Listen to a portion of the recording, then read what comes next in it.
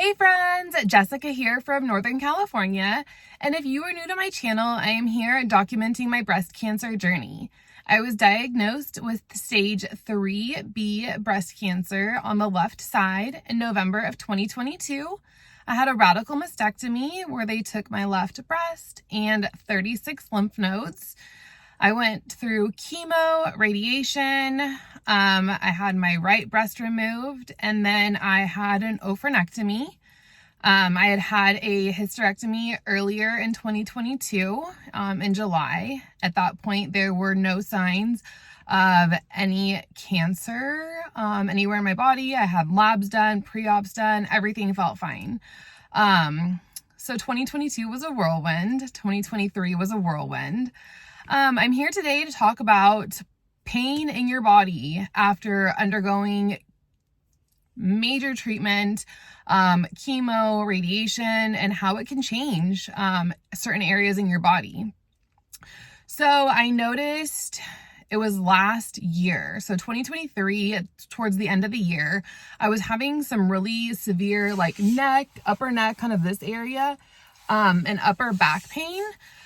I had emailed my primary letting them know.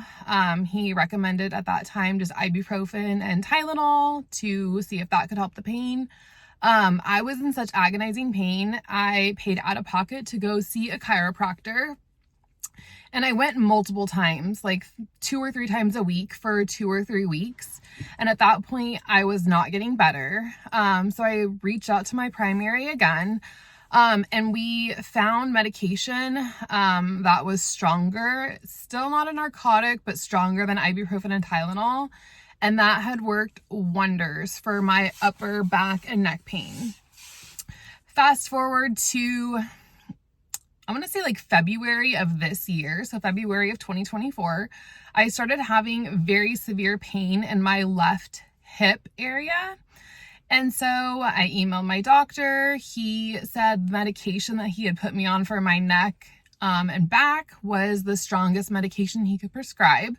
So he put me through pain management therapy. So basically I had to do a video appointment with them to go over pain management, what it is, what things they can help you do to manage your pain. Some of that was physical therapy, exercise, making sure you're not overly overweight, because weight on your body can cause more pain in your joints and your muscles and things like that. So I had been doing physical therapy for my mastectomy area because the skin is very tight, especially after radiation. So I had already checked off that box.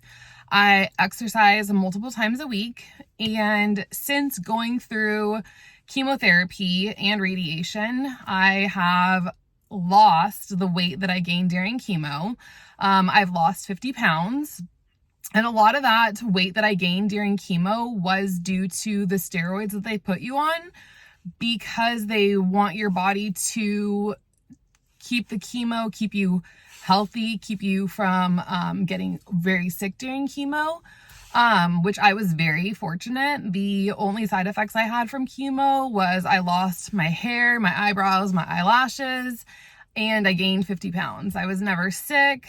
I was never overly exhausted or lethargic. It was more of just that the weight gain. I ate everything I wanted. They told me eat. That's the best thing you can do. And I did nourish my body with very healthy foods. I follow a group on Facebook, and the lady that I follow, Sherry Boyd, she is amazing. She is top notch, and I've been in mentorship on their Facebook group. I'm blessed that she, after hearing my journey and hearing everything I've gone through, has let me stay in mentorship, and I'm following her way of eating and recommendations, and that's how I feel that I kept my body healthy through chemo. And how I had lost the weight in the first place, where I was able to find my mass. So after doing the Zoom and with pain management, the option at that point was to set up an appointment with an anesthesiologist who specializes in injections into the joint in which you're having pain. I had already had x-rays done of the area to make sure that there weren't any breaks or fractures or anything like that. And so when I saw him, his recommendations were at that point to do an injection. So I was totally okay with that. I said, let's do it. Let me see, I have it written down here. I had what's called a sacroiliac joint steroid injection, which is to assist in management of your pain. So I had my first one done 2.5 months ago, and it helped for about 2 to 4 weeks before the pain started coming back. And the pain is really in my left hip and kind of around the outside going towards the front area. And their thought behind that is because after the surgeries and the procedures, you're laying down more, you're resting, you're on the couch, your joints can get stiff. But also because of the chemotherapy and the radiation being on the left side, they say that's why I possibly had more pain in the left hip. So I was like, great, it worked. It worked for 4 weeks. And then the pain started coming back slowly, and then to a point where I couldn't tolerate it anymore. And so I contacted them, and I just had a secondary injection in my hip 4 days ago. And so far I'm noticing a huge improvement compared to the first injection. So they don't like doing this injection too often because again, it is a steroid shot, which can result in weight gain. So that is a big concern of theirs. They did give me the option of acupuncture, of doing physical therapy, etc. before I have the second injection. But I'm at the point, let's try the injection first. And then if that doesn't work, then thereafter I would be open to trying acupuncture or different things to help with the joint. I don't want to keep doing steroid injections if I can avoid it. But whatever can make me feel better is all I care about at this point. So I wanted to make this video in case any of you are experiencing pain in your body, not where you had your surgery or where you had your radiation, but other areas of your body can be affected from all of the drugs and medications that are being put in your body.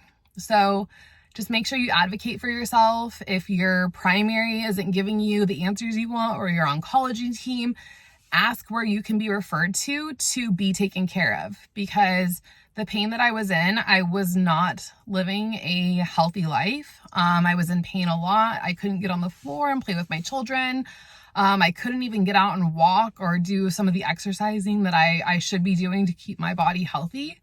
So I'm glad that I advocated and was able to get things taken care of and moving forward. So friends, just make sure you advocate for yourself. Do not let your doctor tell you, no, there's nothing more that they can do, because there always is more that can be out there to help you. I hope you're having a beautiful day, and I will see you in my next video. Bye.